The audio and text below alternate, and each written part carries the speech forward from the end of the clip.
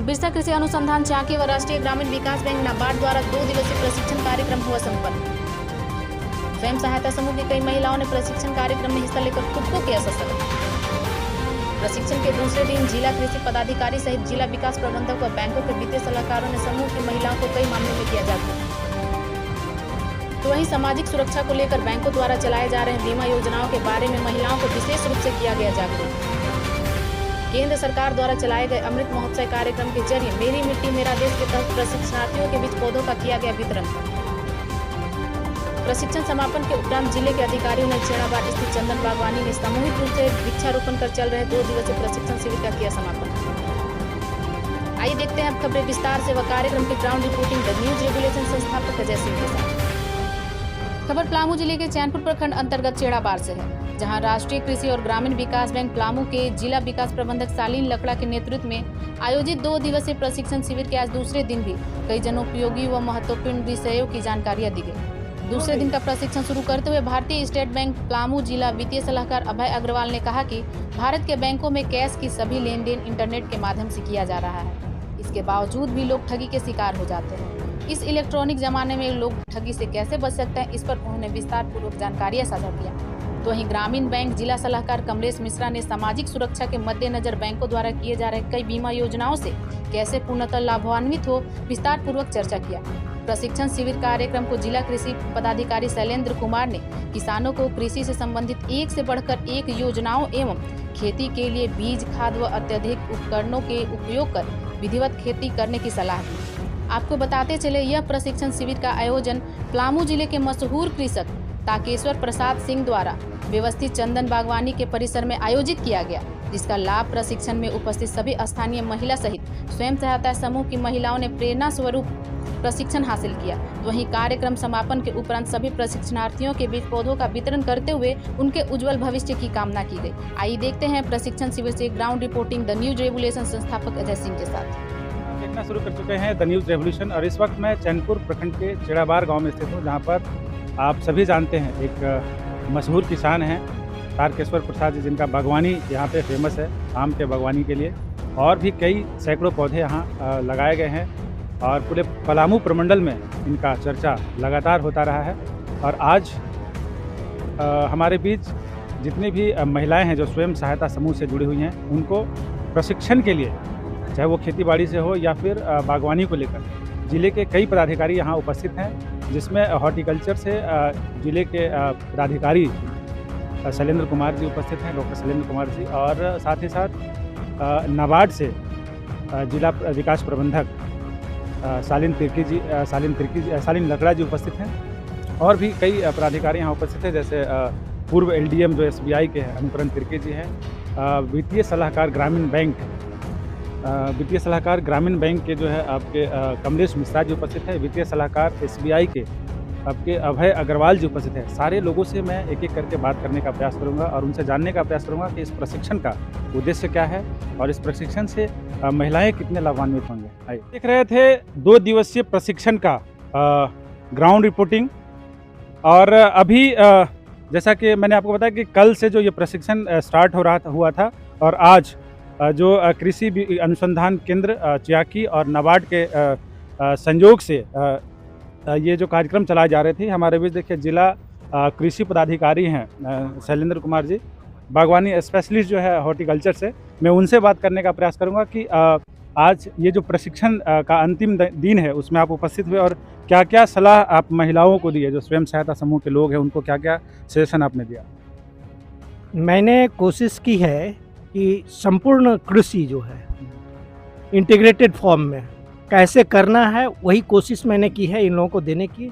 जैसे ज़मीन का वर्गीकरण करना, कौन ऊंची ज़मीन है, कौन बीच की ज़मीन है, कौन नीचे की ज़मीन है, और उसके अनुसार फसल का चुनाव करें और उसके अनुसार फसल लगावें। दूसरी चीज़ हमने कही कि वर्षा के पानी का संचय होना चाहिए, वर्षा के पानी को फिर से बह के समुद्र में जाने नहीं देना है। तीसरी चीज़ हमने कही बीज वो जो भी है गुणवत्ता युक्त बीज लें और उसका उपचार करके ही ज़मीन में उसको डालना है। चौथी चीज़ जो है ऋण अगर लेना है, अगर घर में पैसा है तो कोई दिक्कत नहीं, अगर ऋण लेना है तो KCC लोन लें और समय पर KCC लोन को वापस करें, ताकि बैंकर्स की नज़र में इनकी साख बनी रहे और बैंकर्स इनको पैसा दें। और अगर कहीं बीज उपचार करना है, ज़मीन का पहले भूमि की जांच करवा लेनी है, मिट्टी की जांच करवा लेने के बाद जो अनुशंसित उर्वरक है जितनी मात्रा में उतना ही देना है। अगर इतनी सारी चीज़ों को करने के बाद भी कहीं थोड़ी सी दिक्कत आती है, फसल में कोई बीमारी आती है, तो तुरंत रासायनिक कीटनाशकों का प्रयोग न करके घर से बनी हुई चीज़, जैसे नीम से बनी हुई चीज़ें, नीम के पत्ती का कहें, रस कहें, या नीम का तेल या करंज की खली, इन सारी चीज़ों का उपयोग करके वो कीड़ों को भगाएं, ये कोशिश करने की ज़रूरत है। एक चीज़ और सर, जैसे कि जो बाड़ी परियोजना है, जो बागवानी को लेकर ये स्टार्ट की गई है बाड़ी परियोजना, वो किन किन क्षेत्रों में है, किन किन प्रखंडों में है, और कब तक वो परियोजना लगभग स्टार्ट होने के चांस है? इसकी जानकारी डीडीएम नवाड साहब भी दे पाएंगे। चलिए, मैं जो बाड़ी परियोजना है उससे रिलेटेड सवाल जो है मैं डीडीएम साहब से पूछ लूँगा। सर, आपका स्वागत है हमारे चैनल में। और ये जो आपने प्रशिक्षण का आयोजन कराया, ये बेसिकली जो बाड़ी परियोजना आनी है, किन किन क्षेत्रों में आनी है और कब तक ये बाड़ी परियोजना गांव तक पहुंच जाएगी? धन्यवाद। ये कार्यक्रम जो हम लोग ऑर्गेनाइज़ किए हैं, विशेषकर ये स्वयं सहायता समूह की महिलाओं के लिए है, और इसमें हम लोगों ने 2-3 चीज़ों को विशेषकर इसमें उल्लेख किया है। पहला है कि हम लोग पलामू एक सूखाग्रस्त क्षेत्र है, ड्राउट प्रोन एरिया है। तो यहाँ जो पिछले कुछ वर्षों में जो समस्या हो रही है कि खेती में हम लोग को असुविधा हो रही है, वर्षा थोड़ा सा अनियमित हो रहा है, तो अब हम लोग उसमें क्या हम लोग ये कर सकते हैं, किस तरह की कार्य किए जा सकते हैं। तो उसमें एक हम लोग का जो बात उभर के आई कि हम लोग जलवायु परिवर्तन हो रहा था, अब हम लोग खेती में भी थोड़ा सा हम लोग को बदलाव लाने की आवश्यकता है, जलवायु के अनुरूप हम लोग को अपना खेती करने की आवश्यकता है। तो प्रथम दिन में जो हम लोग के बीच में जो चर्चा हुई वो था कि हम लोग अपना आजीविका को कैसे विस्तार कर सकते हैं। तो उसमें था कि जैसे हम लोग पारंपरिक रूप से पशुपालन कर ही रहे हैं, तो अब हम पशुपालन में हम लोग को थोड़ा सा और बढ़ावा देने की आवश्यकता है, और थोड़ा सा सुसंगठित रूप में हम लोग को पशुपालन करना है, जिसके लिए हम लोगों ने उनके बीच में हरा चारा को लेके विशेषकर हम लोगों ने उनके बीच में चर्चा की। हरा चारा जैसे आपका बारसीम हो गया, सुपर नेपियर हो गया, आपका सुबबूल हो गया, इस तरह के बहुत सारे जो हरा चारा है जो बहुत पौष्टिक है, जो पशुपालन कर रहे हैं, तो उनके बीच में हम लोगों ने उनकी जानकारी दी कि इसका कैसे खेती किया जा सकता है। और जो बंजर भूमि है जिस पे किसी प्रकार की खेती नहीं हो पा रही है, वैसे भूमि में ये सब इन फसलों को ये कर सकते हैं और पशुपालन में उनको बहुत सहयोग मिलेगी। तो एक था ये बात थी। दूसरी बात हम लोग के बीच में जो चर्चा में उठी वो थी कि अब हम लोग को खेती में थोड़ा सा और बदलाव लेने की आवश्यकता है। जैसे हम लोग को थोड़ा सा हॉर्टिकल्चर, थोड़ा फॉरेस्ट्री के ऊपर में भी रुझान हम लोग को ये करना पड़ेगा। हम लोग के पास में ज़मीन सीमित है, उस ज़मीन से हम लोग ज़्यादा से ज़्यादा कैसे आय ले सकते हैं, तो उसमें हम लोग का हॉर्टिकल्चर और फॉरेस्ट्री ये थोड़ा बहुत अहम हो जा रहा है, और पलामू के परिप्रेक्ष्य में ये बहुत ही महत्वपूर्ण है। तो हम लोगों ने थोड़ा फॉरेस्ट्री के बारे में भी चर्चा की, कौन से ऐसे पेड़ हैं जो हम लोग की इस जलवायु में बहुत अनुरूप हैं और जिससे हम लोग को अच्छी आय मिल सकती है। तो उसमें हम लोग जैसे महोगनी और दूसरे पौधों का भी हम लोगों ने समीक्षा की। आज का जो दूसरा दिन था, इसमें हम लोग के बीच में जब चर्चा हुई, जैसे हम लोग के बीच में हॉर्टिकल्चर ऑफिसर थे, डिस्ट्रिक्ट हॉर्टिकल्चर ऑफिसर, तो उन्होंने अपने विभाग की योजनाओं के बारे में उनको विस्तार से बताया, और इंटीग्रेटेड हॉर्टिकल्चर उसके बारे में ये बताया कि कैसे हम लोग मिश्रित हम लोग बागवानी कर सकते हैं। और इसके अलावा जैसे हम लोग खेती में क्या क्या गलतियाँ कर रहे हैं बहुत समय से, तो उन गलतियों को हम लोग कैसे सुधार कर सकते हैं। भूमि हो, उर्वरक हो, पौधों का चयन हो, बीज का ट्रीटमेंट हो, बहुत सारी चीज़ों के बारे में सर ने बताया। हम लोग के बीच में वित्तीय साक्षरता संबंधी भी बहुत अच्छी चर्चा हुई। हम लोग के बीच में पूर्व एलडीएम और झारखंड राज्य ग्रामीण बैंक के वित्तीय सलाहकार, स्टेट बैंक ऑफ इंडिया के वित्तीय सलाहकार, उन्होंने विभिन्न टॉपिक्स के ऊपर में चर्चा की। बैंक संबंधी हम लोग को कहाँ कहाँ समस्याएं आ रही है, जो सामाजिक सुरक्षा की योजनाएं हैं उनका हम लोग कैसे लाभान्वित ये हो सकते हैं, डिजिटल बैंकिंग में, फ्रॉड में, बहुत सारी चीज़ों में, जैसे ग्रीवेंस रिड्रेसल हो गया, शिकायत कैसे हम लोग का समाधान हो सकता है, तो बहुत सारी चीज़ों के ऊपर में चर्चा हुई। तो विशेषकर ये कार्यक्रम महिलाओं के बीच में था। ये वाड़ी कार्यक्रम से थोड़ा सा अलग था। ये वाड़ी कार्यक्रम हम लोग आशा कर रहे हैं कि आने वाले सप्ताह तक स्वीकृत हो जाएगा, और इसमें मुख्यतः हम लोग 500 आदिवासी परिवारों को ले रहे हैं, और उसमें हम लोग चैनपुर प्रखंड में और सदर में ऐसे हम लोगों ने कुछ गांवों को चयन किया है, जिसमें हम लोग वाड़ी परियोजना को ये करेंगे। हम लोग का कोशिश है कि आदिवासी परिवार तो बहुत ज़्यादा हैं, लेकिन हम लोग जो चयन कर रहे हैं जिन प्लॉट्स का, हम लोग चाह रहे हैं कि उसका एक डेमोन्स्ट्रेटिव इफेक्ट हो, मतलब वो प्लॉट्स अच्छे बने, सक्सेसफुल हों और वो दूसरों के लिए प्रेरणा का कारण बन सके। तो इस तरह से हम लोग उस कार्यक्रम को शुरू करने जा रहे हैं। हम लोग आशा करते हैं कि आने वाले सप्ताह तक उसकी हम लोग के क्षेत्रीय कार्यालय से स्वीकृति मिल जाएगी। धन्यवाद। चलिए, जैसा कि जिले के जो विकास प्रबंधक हैं उन्होंने बताया कि ये बाड़ी परियोजना के साथ साथ खेती बाड़ी में लोग कैसे रुझान लें और खासकर जो खेती के साथ साथ जो किसान हैं जो मवेशियों को पालते हैं वो कैसे घास की खेती करें और उससे उनको कैसे बेनिफिट हो, वो जानकारी भी दिया उन्होंने। और अभी मैं बात करूंगा, हमारे बीच देखिए एलडीएम साहब हैं, इन्होंने भी कुछ ना कुछ जानकारियाँ वित्तीय संबंधित कुछ जानकारियाँ दिया। क्या आप संदेश देना चाहेंगे जो आज महिलाएं यहाँ उपस्थित नहीं हैं, जो आज ट्रेनिंग नहीं ले पाए 2 दिवसीय, उनको आप क्या संदेश देना चाहेंगे? कि उनको भी इस ऐसा प्रोग्राम सब में भाग लेना चाहिए था, क्योंकि बहुत सारी जानकारियाँ हम लोग को दी गई है और अपना जीवन स्तर को सुधारने के लिए कृषि के क्षेत्र में हम लोग को आगे कैसे बढ़ना चाहिए और क्या करना चाहिए सब बारे में बताया गया है। और चूँकि अभी हमारा ये जिला जो है आकांक्षी जिला है और हमारा जो आकांक्षी जिला में जो प्रायोरिटी 5 बिंदु है उसमें एक खेती भी एक बहुत अहम मुद्दा इसमें आता है और इसमें सरकार भी पूरा ध्यान दिए हुए है कि कृषि के क्षेत्र में बढ़ावा दे के यहाँ के लोगों का जीवन का विकास, जीवन का स्तर को कैसे बढ़ाया जाए। चलिए, इस पर जानकारी देने के लिए आपका बहुत बहुत धन्यवाद। और अब मैं बात करूंगा, जैसे अभी सर ने बताया कि सामाजिक सुरक्षा के साथ साथ हमारे बीच देखिए ग्रामीण बैंक के जो वित्तीय सलाहकार हैं कमलेश मिश्रा जी, मैं उनसे बात करूंगा। क्या लगा आज जब महिलाओं को आप प्रशिक्षण दिए, कितना रुझान देखा महिलाओं में? रुझान अभी बहुत दिख रहा है, लोग सामाजिक सुरक्षा के बारे में जानते हैं, करा भी रहे हैं, लेकिन उसको कैसे प्राप्त किया जाए इसका थोड़ा सा अभाव है। तो ये जागरूकता हम फैला रहे हैं कि कैसे आप प्राप्त कर सकते हैं। सुरक्षा बीमा करा लिया है सब लोगों ने, लगभग लोगों ने करा लिया है, जितने भी स्वयं सहायता समूह के लोग हैं लगभग लोगों ने करा लिया है। एक आध लोग छूटते हैं तो उनको मैं बताता हूँ तो जाके करा ही लेते हैं, लेकिन वो प्राप्त कैसे किया जाए ये जानकारी का अभाव है उनके पास। तो अभी हम वही कर रहे हैं कि उनको बताते हैं कि किस तरह से आप उसको ले सकते हैं। अगर किसी का दुर्घटना में मृत्यु होती है कैसे उसको आप प्राप्त कर सकते हैं, कैसे आप 3 काम तो बेसिकली करना पड़ेगा।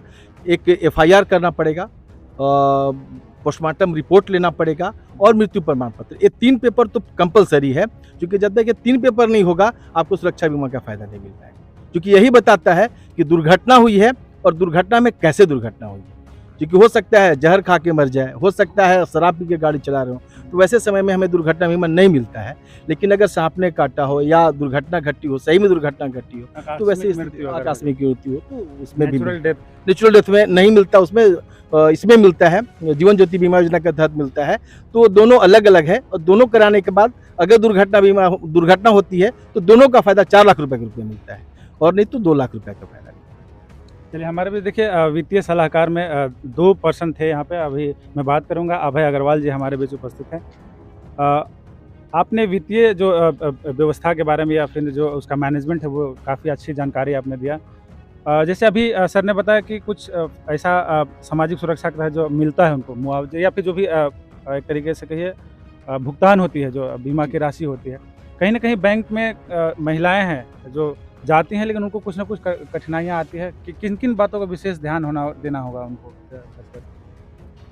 विशेषकर आज के प्रशिक्षण शिविर में जो दीदी लोग उपस्थित हुए हैं, एक चीज़ तो स्पष्ट हो जानी चाहिए, कोई भी दावा, ये नॉर्म्स है कि 30 दिन के अंदर आप जहां भी बीमा कराए हो जिस शाखा में, वहां आपको सूचना देना है।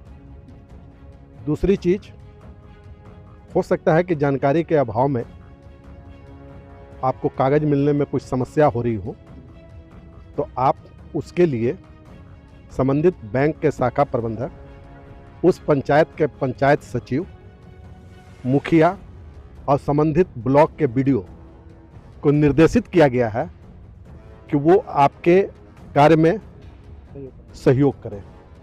आप उनसे मिलकर, आपको लग रहा हो कि हमको एफआईआर की कॉपी नहीं मिल रही है, तो आप उनको बोलिए बीडीओ साहब, तो वो आपको थाना को फ़ोन करके दिलवा देंगे। अगर आपको लग रहा है कि पोस्टमार्टम की रिपोर्ट नहीं मिल रही है, तो वो आपके मुखिया जी जो हैं हॉस्पिटल से दिलवा देंगे। और मृत्यु प्रमाण पत्र तो चूँकि पंचायत सचिव और मुखिया को ही देना है, उसमें आपको कोई समस्या नहीं होनी चाहिए। आवेदन करते समय एक ध्यान रखना चाहिए कि मृतक का पासबुक पहले जांच कर ले कि उनका बीमा हुआ है या नहीं। दूसरी चीज़, बीमा संबंधित कोई कागजात आप लोगों को नहीं मिलता है। ये पता आपको चलेगा आपके अपने पासबुक से, उसमें लिखा हुआ रहता है 2 PMSBY 2 PMJJBY। ये आपको 25 मई से लेकर 1 जून के बीच के डेट में कभी भी आपका खाता डेबिट हो सकता है। अगर 20 रुपया डेबिट हुआ है तो वो सुरक्षा बीमा दुर्घटना बीमा है। 436 रुपया डेबिट हुआ है तो वो जीवन बीमा है, PMJJBY का है। दूसरी बात, इसमें क्लियर कट होना चाहिए आप लोगों को कि दुर्घटना से मृत्यु होने पर ही दुर्घटना बीमा का लाभ मिलेगा। ऐसा नहीं है कि आपकी स्वाभाविक मौत हो गई और आपने दुर्घटना बीमा कराया हो। दोनों दो तरह का बीमा है। अगर दुर्घटना हुई है तो दुर्घटना बीमा का लाभ मिलेगा, अगर स्वाभाविक मौत हुई है, अगर PMJJBY कराया है तभी उसका लाभ मिलेगा। और इसमें एक उम्र निर्धारित है। PMSBY दुर्घटना बीमा के लिए 18 वर्ष से 70 वर्ष निर्धारित है, जबकि जीवन बीमा के लिए 18 वर्ष से 50 वर्ष ही निर्धारित है। उसके बाद इस बीमा लेने के लिए आप इंटाइटल नहीं है। जो इसके अंदर ले लेते हैं उनको हम 55 वर्ष तक के भी बीमा का लाभ दे सकते हैं। हम सिर्फ उन्हीं लोगों को बीमा करते हैं जो हमारे बैंक के खाताधारी हैं। बैंक खाताधारी छोड़कर हम बाहर के लोगों को बीमा नहीं करते हैं। इसलिए हमारे सारे दीदी लोग से अनुरोध होगा कि यदि आप अपना बीमा कराए हैं तो आप अपने पति का, आप अपने बच्चों का जिनकी उम्र 18 वर्ष से ज़्यादा हो गई है, सबको करा लेनी चाहिए।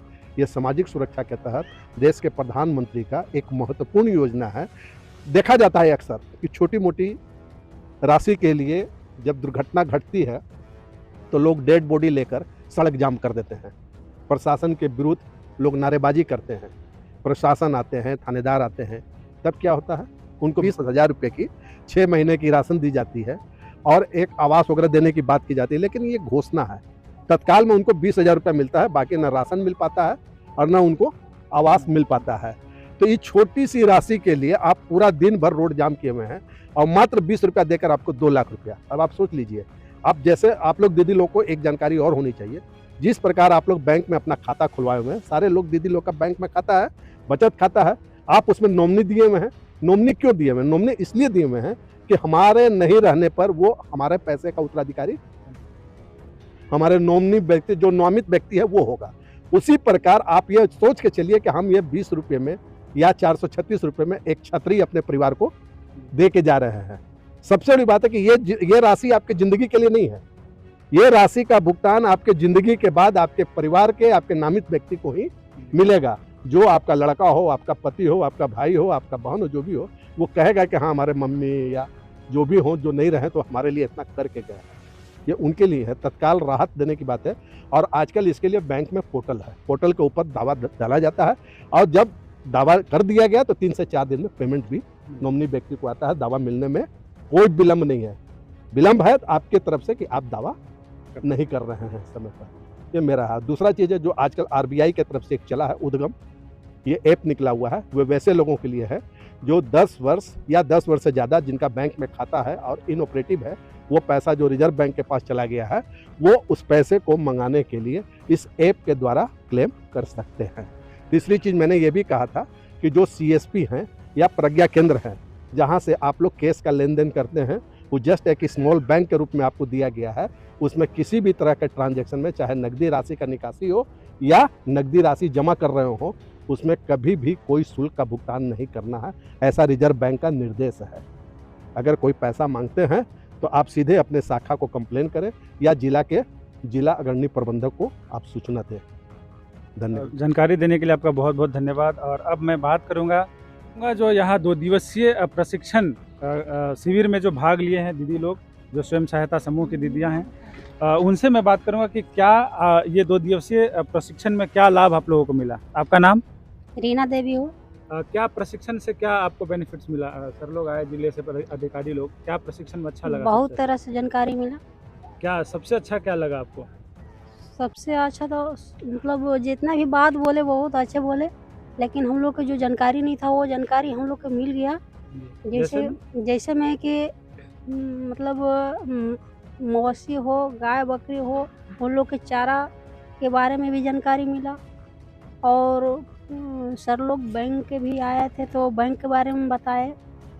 मतलब जैसे कि लेन देन कैसे करना है, और ये मतलब प्रज्ञा केंद्र की बात है तो मतलब कहीं पैसा लोग लेते हैं 1000 पर 10 रुपया, वो भी ने उनके बारे में बताया कि नहीं लेना है मतलब नियमतः वो कैसे बोले रहे? जी।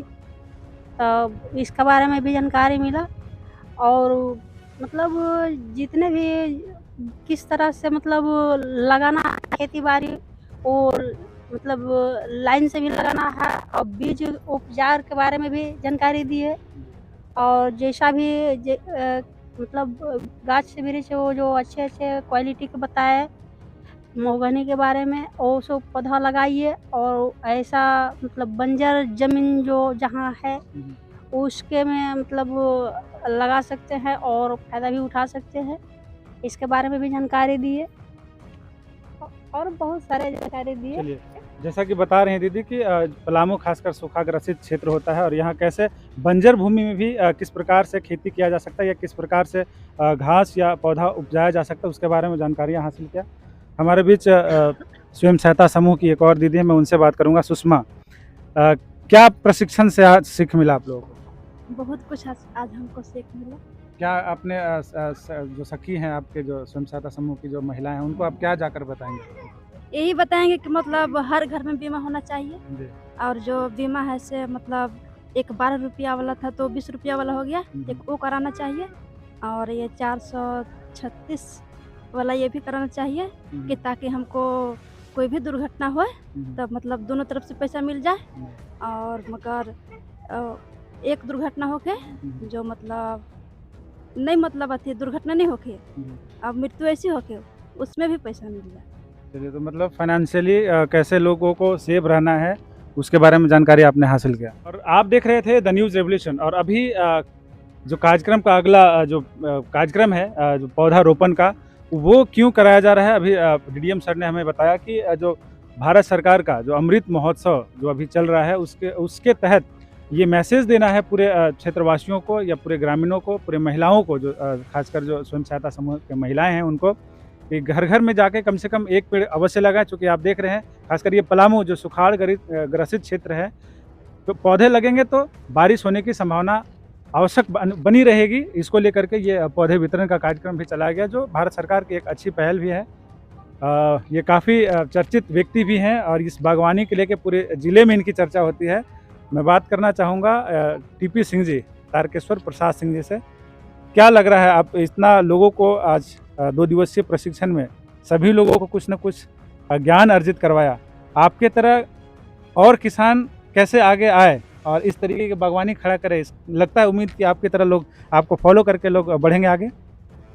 ज़रूर बढ़ेंगे, और हम लोग का आज से नहीं 10 साल पहले से प्रयास है, क्योंकि पहले एक्चुअली होता क्या था कि जहाँ पर करोड़ों रुपया सरकारी पैसे खर्च होते थे वहाँ पर लोगों को दिखाया जाता था, और हमने 12 साल पहले से जो शुरुआत किया, मेरे अंदर यही था कि आम आदमी की तरह हम भी हैं, और हम जब करके दिखाएंगे तब मेरा समाज, मेरा देश के लोग समझेंगे कि हम भी कर सकते हैं। और यही कारण था कि हमारे आदरणीय डीडीएम साहब, इधर तिर्की साहब, और यहाँ गार्जियन सारे लोग आए, हॉर्टिकल्चर पदाधिकारी, मतलब ये लगा कि हमारे गांव के लोग, हमारे क्षेत्र के लोग बहुत ये सौभाग्यशाली थे कि आज इस कार्यक्रम में सभी लोग शामिल होकर के इनको बहुत सारा जानकारी दिया। और हमने जब शुरुआत किया था तो सिर्फ हम लोग को इतनी बड़ी सहयोग नहीं मिलता था, और आज लोगों की सहयोग मिल रहा है, और मुझे आशा है और विश्वास है, और इसलिए मैं काम कर रहा हूँ कि अपने तरह लोगों को